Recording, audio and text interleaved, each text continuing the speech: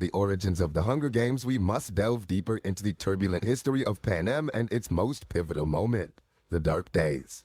This period of unrest and rebellion emerged as a response to the capital's relentless oppression and exploitation of the districts. As the capital grew wealthier and more powerful, the people living in the districts faced increasing poverty, suffering, and hopelessness. The seeds of rebellion were sown as the districts began to realize that the collective power could potentially overthrow the capital's tyranny. Secret meetings and underground networks were formed as the districts started to coordinate and collaborate in their efforts to rise up against their oppressors. The capital, aware of the growing discontent, employed brutal tactics to suppress dissent and maintain its iron grip. Public executions, curfews, and strict surveillance were commonplace, but these measures only served to fuel the flames of rebellion. As the tension reached a boiling point, the districts finally launched their uprising, marking the beginning of the Dark Days. This full-scale rebellion saw each district using its unique resource and skills to wage war against the capital. Guerrilla fighters emerged from the depths of District 12's mines, while District 4's expert swimmers orchestrated naval attacks. Despite their differences, the districts were united in their fight for freedom. However, the capital's military might and advanced technology ultimately proved too powerful for the districts. One by one, they were brutally defeated, with countless lives lost in the process. District 13, previously known for its nuclear capabilities, was believed to have been completely obliterated, serving as a chilling warning to others who dared defy the capital's rule. In the aftermath of the failed rebellion, the capital sought to tighten its control over the remaining districts and prevent future uprisings. They devised the most cruel and sadistic form of punishment imaginable, the Hunger Games. This annual event would force children from each district to fight to the death in a televised spectacle, a constant reminder of the capital's dominance and the price of defiance. As the Dark Days came to a close, Panem entered a new era marked by fear, oppression, and the horrifying spectacle of the Hunger Games. Little did the capital know that the seeds of rebellion, though dormant, would one day be rekindled, igniting the spark that would eventually bring about their downfall. The first Hunger Games. As we delve deeper into the events of the very first Hunger Games, it's essential to understand how this sadistic competition came to be, and the impact it had on the people of Panem. The capital devised the Hunger Games as a ruthless reminder of their power and the consequences of the failed rebellion during the Dark Days. This brutal event would not only serve to instill fear, but also keep the districts divided and mistrustful of one another. As the inaugural Hunger Games approached, each district was forced to hold a reaping, a lottery system designed to select one boy and one girl between the ages of 12 and 18 to represent their district as tributes. The atmosphere was tense and solemn, with families holding their breath, praying that their children would be spared from the nightmarish competition. Upon their selection, the tributes were whisked away to the capital, where they paraded in front of the nation and groomed for their impending battle. The capital residents, blinded by their opulence and detached from the suffering of the districts, reveled in the pageantry and treated the event as a form of entertainment. Meanwhile, the tributes were trained in various forms of combat and survival, a futile attempt to prepare them for the horrors they were about to face. The arena for the first Hunger Games was an unforgiving and treacherous environment, specifically designed to test the tributes' limits and ensure a gruesome spectacle for the capital's viewers. The artificial battleground was filled with lethal traps, dangerous creatures, and scarce resources, forcing the young competitors to adapt quickly or face certain death. As the games commenced, the tributes were thrust into a brutal fight for survival, with each passing day marked by bloodshed and heartache. Alliances were formed and broken, and the contestants were pushed to their physical and emotional breaking points. The district watched in horror as their children were slaughtered on live television, powerless to help them. Though the victor of the first Hunger Games remains shrouded in mystery, their win came at a terrible cost. The games not only claimed the lives of 23 innocent children, but also left deep scars on the collective psyche of Panem. The capital's message was clear: resistance would be met with ruthless and unyielding punishment. And thus, the Hunger Games became an annual reminder on the capital's dominance and the district's continued subjugation. The 10th Hunger Games and the rise of Coriolanus Snow. Delving into the events of the 10th Hunger Games, The Ballad of Songbirds and Snakes tells the story of a young Coriolanus Snow, who would later become the ruthless president of Panem. This prequel offers a glimpse into the early days of the Hunger Games and how they evolved into the brutal and oppressive spectacle we know from the original trilogy. In this era, the Hunger Games were still developing, lacking the grandiose and tightly controlled nature they'd eventually adopt. Coriolanus Snow, an ambitious and intelligent student at the academy in the capital, was assigned as a mentor to District 12's female tribute, Lucy Gray Baird. This assignment was part of a new initiative to engage Capital students in the games and increase public investment in the event. Throughout the novel, we witness the complex relationship between Snow and Lucy Gray, as well as the cunning and ambition that would propel Snow to the highest echelons of power. We also gain insights into the early dynamics between the capital and the districts, and witness the Hunger Games' transformation into a powerful tool for maintaining control over the districts. The Ballad of Songbirds and Snakes paints a vivid picture of the origins of the Hunger Games and the rise of President Snow. By understanding the events and motivations from this time period, we can better comprehend the forces that shaped Panem's world and the characters who would play pivotal roles in the original trilogy. Mags Flanagan's ingenious triumph, The 11th Hunger Games. Mags Flanagan, the elderly and wise victor from District 4, displayed exceptional intelligence and resourcefulness during the 11th Hunger Games. Her unique approach and quick thinking earned her the title of Victor, and she became a mentor to future tributes from her district. As a mentor to Finnick Odair, Mags played a vital role in the rebellion by passing on crucial information and supporting the cause from within the capital's sphere of influence. Her unwavering commitment to the fight against the capital would eventually lead her to make the ultimate sacrifice during the 75th Hunger Games, ensuring the survival of her fellow tributes and furthering the cause of freedom and Panem. The 50th Hunger Games, Second Quarter Quell. As the years went by and the Hunger Games continued to torment the people of Panem, the capital sought new ways to intensify the spectacle and further assert their control. The 50th Hunger Games, marking the Second Quarter Quell, presented an opportunity to do just that. The Quarter Quell was a special event held every 25 years, where a unique and twisted modification was added to the games, making them even more brutal and horrifying than before. For the 50th Hunger Games, the capital announced that each district would send twice the number of tributes, resulting in a staggering 48 young competitors entering the arena. This cruel twist highlighted the sense of dread and despair felt across the district, as more families were forced to watch their children be torn from their homes and thrust into the merciless competition. Hamish Abernathy, a resourceful and clever man from District 12, was among the tributes chosen for this particularly deadly edition of the games. The arena itself was a treacherous and unforgiving landscape, filled with myriad dangers, including lethal traps, poisonous plants, and ferocious mutated creatures. The tributes faced a grueling and violent struggle for survival, with each day bringing new challenges and deadly encounters. As the death toll rose, the bonds between tributes were tested, and the competitors were pushed to their breaking points, both physically and mentally. Despite the overwhelming odds, Hamish Abernathy demonstrated exceptional cunning and resilience throughout the games. In the final moments of the competition, he used the arena's force field to his advantage, deflecting a weapon thrown by the last remaining tribute and killing them in the process. With this move, Hamish secured his victory and became the sole survivor of the 50th Hunger Games. His victory, however, was a hollow one. The trauma of the games and the loss of his fellow tributes left him scarred and disillusioned.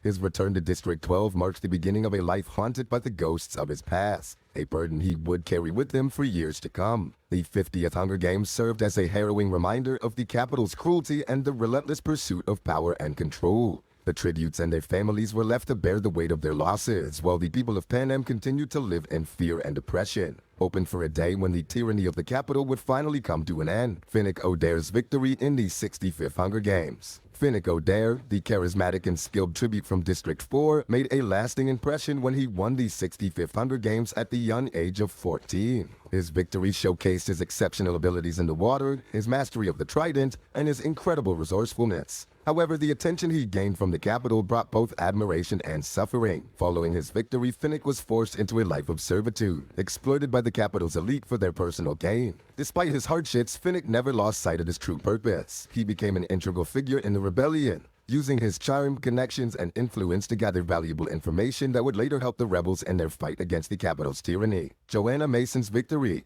approximately 7 years before the 74th Hunger Games. Joanna Mason, the fierce and resourceful tribute from District 7, emerged victorious in her Hunger Games held approximately 7 years before the 74th edition. Joanna employed a deceptive strategy, initially feigning weakness to catch her opponents off guard before revealing her true strength and ruthlessly eliminating them. Unfortunately, her victory didn't shield her from the capital's cruelty. President Snow, fearing her defiance, orchestrated the murder of her family, leaving Joanna with an unquenchable thirst for vengeance against the capital. District 12's mining accident. Approximately 6 years before the 74th Hunger Games, District 12, primarily known for its coal production, was hit with a devastating mining accident that claimed the lives of numerous miners, including Gail Hawthorne's father. This tragic event deeply affected the community and pushed Gale to take on the responsibility of providing for his family. He honed his hunting and trapping skills to feed his loved ones and to trade for other necessities in the hub, District 12's black market. This accident also strengthened Gale's bond with Katniss Everdeen, as they both shared the burden of supporting their families.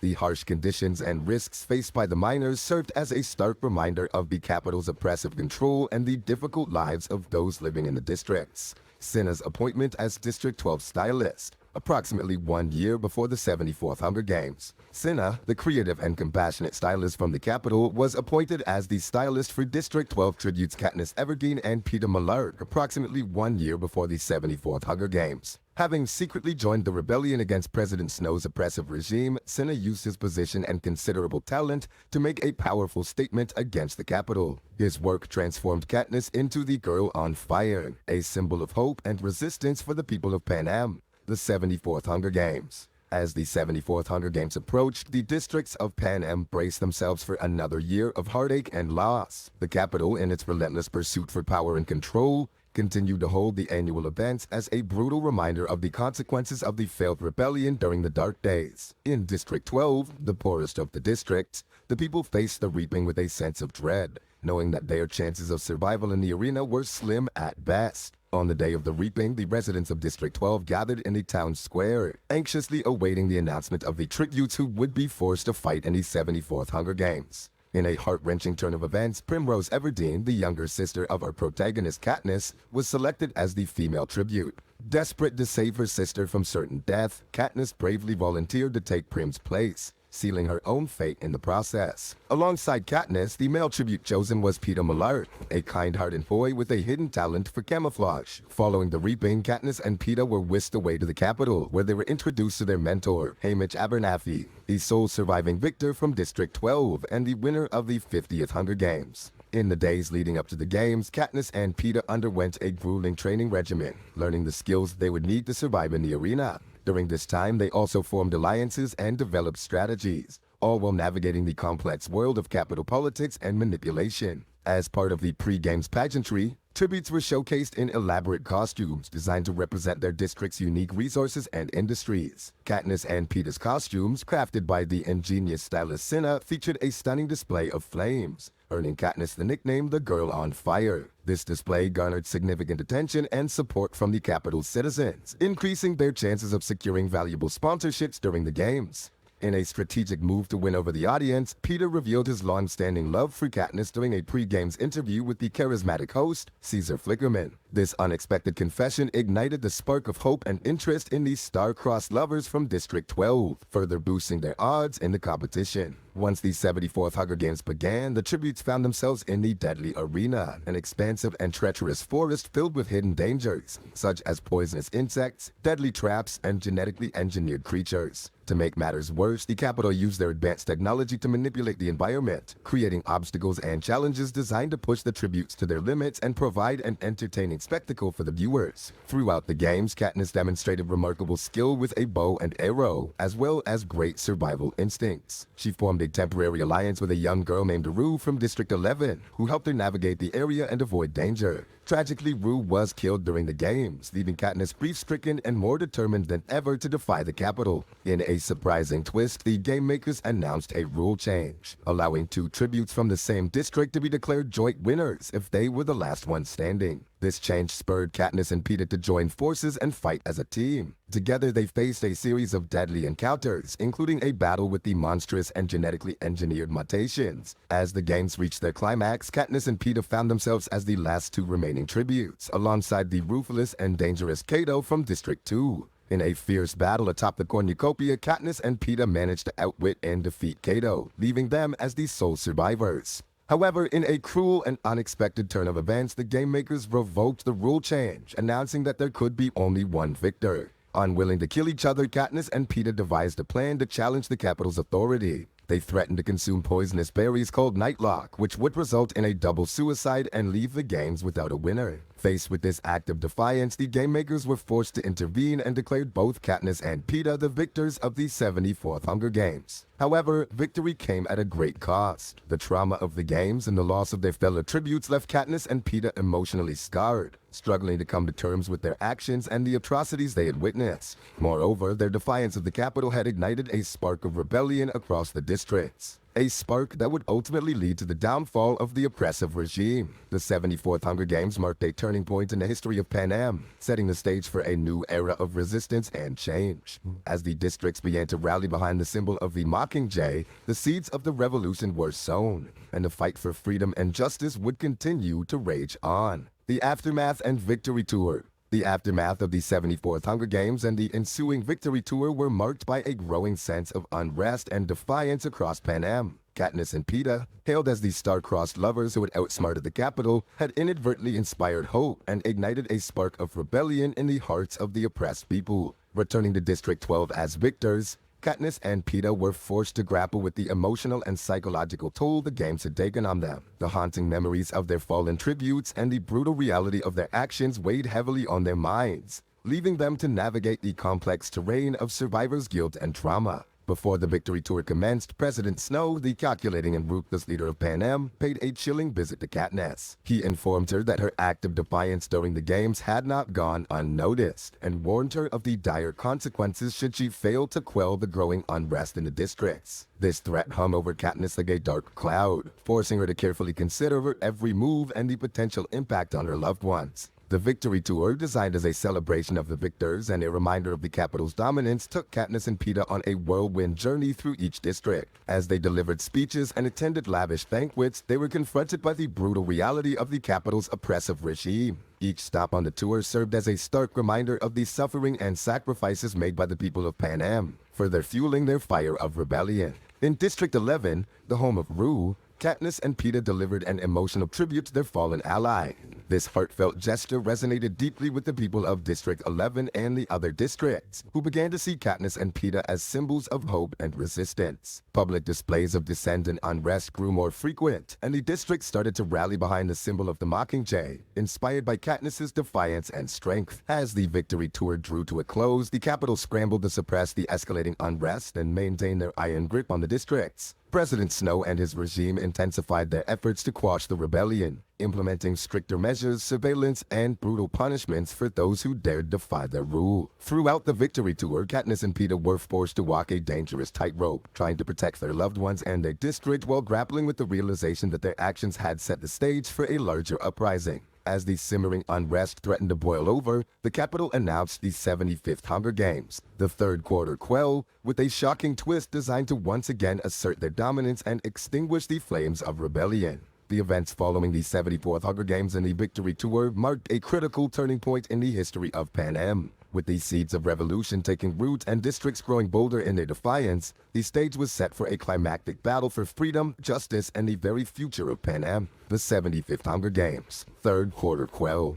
As the unrest across Panem continued to intensify, the capital prepared for the 75th Hunger Games, the third quarter quell. This special anniversary was designed to remind the districts of their failed rebellion and reassert the capital's power. The twist for this quarter quell was a cruel and calculated one. The tributes would be reaped from the existing pool of victors, forcing those who had already endured the horrors of the games to return to the arena once more. This announcement sent shockwaves through the districts as their beloved victors, symbols of hope and perseverance, were once again thrown into deadly competition. For Katniss, the only female victor from District 12, her return to the arena was inevitable. Peeta, unwilling to let Katniss face the games alone, volunteered to take Haymitch's place when he was selected as the male tribute. As they returned to the capital, Katniss and Peeta were reunited with their stylist, Cinna, and their mentor, Haymitch. They began training once more, learning new skills and forming new alliances with the other returning victors. This time, however, the stakes were even higher. The growing rebellion and the capital's determination to maintain control created an atmosphere of tension and danger that permeated every aspect of the games. The arena for the third quarter quell was an elaborate and deadly clock, with each hour representing a different danger or obstacle. The tributes were forced to contend with a range of terrifying challenges, from blood rain and poisonous fog to deadly tidal waves and carnivorous monkeys. Each passing hour brought new horrors as the game makers continued to manipulate the environment in a twisted effort to entertain and subdue the restless population of Panem. Throughout the 75th Hunger Games, Katniss and her allies fought valiantly, navigating the treacherous arena and forming strategic alliances to increase their chances of survival. Among these allies were the cunning and resourceful Joanna Mason from District 7, the brilliant and tech-savvy Beetee from District 3, and the enigmatic Finnick Odair from District 4. Together, they worked to outsmart the Capitol and protect each other from the dangers that lurked around every corner. As the games reached their climax, a daring and covert rescue plan was set into motion. Unbeknownst to Katniss, a secret alliance of rebels, including Plutarch Heavensbee, the new head game maker, and some of her fellow tributes, had been orchestrating a plan to break free from the Capitol's control and join the growing rebellion. Using her skills with a bow and arrow, Katniss managed to destroy the arena, setting off a chain reaction that would change the course of Panem's history. In the chaos that followed, Katniss and several other allies were rescued by the rebels, who whisked them away to the safety of District 13, a long-rumored stronghold of the rebellion. However, rescue came at a great cost. Peeta and several other tributes were captured by the Capitol, and Cinna was brutally killed for his role in the rebellion. The 75th Hunger Games marked a turning point in the battle for Panem's future. As Katniss and her allies joined the ranks of the rebellion, the stage was set for a climactic confrontation with the Capitol and President Snow. The fight for freedom, justice, and the very soul of Panem had begun. The rebellion and final battle. With the dramatic conclusion of the 75th Hunger Games, the rebellion against the Capitol gained momentum. District 13, once believed to have been destroyed during the Dark Days, was revealed to be a thriving underground community, led by the formidable President Alma Coin. As the districts continued to rise up and defy the Capitol's rule, Katniss found herself at the center of the resistance, embodying the symbol of the Mockingjay. While Katniss struggled with the weight of her newfound responsibilities, Peeta and the other captured tributes were held prisoner in the Capitol, subject to torture and manipulation. The Capitol sought to use Peeta as a weapon against Katniss and the rebellion, forcing him to make public statements urging the districts to cease their resistance. As the rebellion grew stronger, the districts began to unite, launching coordinated attacks against the Capitol's forces and infrastructure. Katniss, along with their allies, took part in a series of daring missions designed to undermine the Capitol's power and inspire hope across Panem. Meanwhile, a group of brilliant minds, including Beetee and the morally conflicted Plutarch Heavensbee, worked tirelessly to develop new strategies and weapons to aid in the fight for freedom. In a daring rescue mission, the rebels infiltrated the Capitol and managed to free Peeta and the other captured tributes. However, Peeta's captivity had left him psychologically scarred, his memories and perceptions twisted by the Capitol's cruel manipulation. His reunion with Katniss was marred by mistrust and confusion, and he struggled to differentiate between reality and the lies implanted in his mind.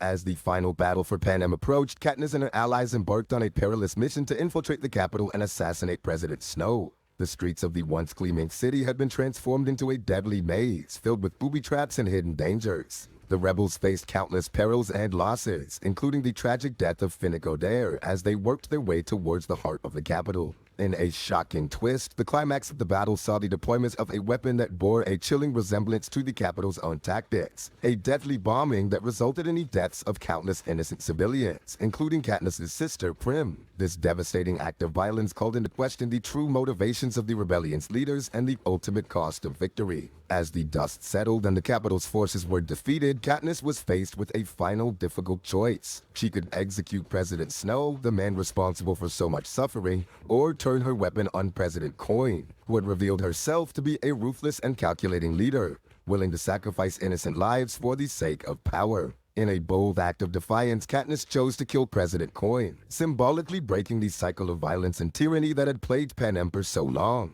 In the aftermath of the rebellion, Panem began the long and difficult process of healing and rebuilding. Katniss and Peeta returned to District 12, seeking solace and comfort in one another as they attempted to move forward from the traumas of their past. As the story of the Hunger Games came to a close, the people of Panem were left to face a new future, free from the shadows of the Capitol's rule and the horrors of the games. With this final chapter, the story of the Hunger Games and the struggle for freedom in Panem comes to a close. The tale of Katniss Everdeen, the girl on fire, and the brave men and women who fought alongside her will forever serve as a testament to the power of hope, courage, and the indomitable human spirit, the new era, and the legacy of the Hunger Games. As Panem began to rebuild in the wake of the rebellion, the citizens faced the daunting task of creating a new society from the ashes of the old.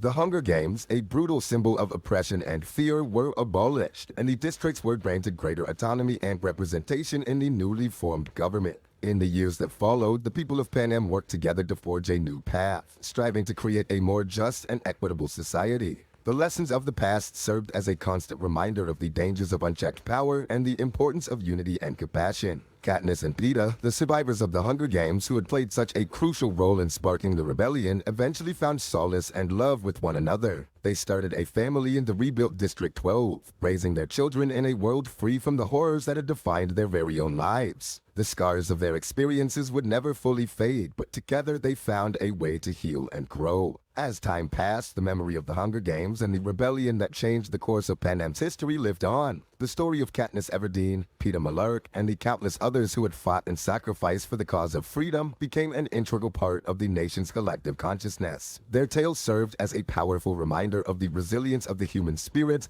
and the importance of standing up against injustice and tyranny. In the new era of Panem, the legacy of the Hunger Games was one of hope, defiance, and the determination to build a better future for generations to come. Though the road ahead was not without its challenges, the people of Panem were united in their commitment to honor the sacrifices of the past and create a world where the darkness of the games would never return. Thank you for joining us on this journey through the timeline of the Hunger Games. From the dark days to the fall of the capital, the story of Panem and its brave citizens serves as a testament to the power of hope, courage, and the unbreakable human spirit.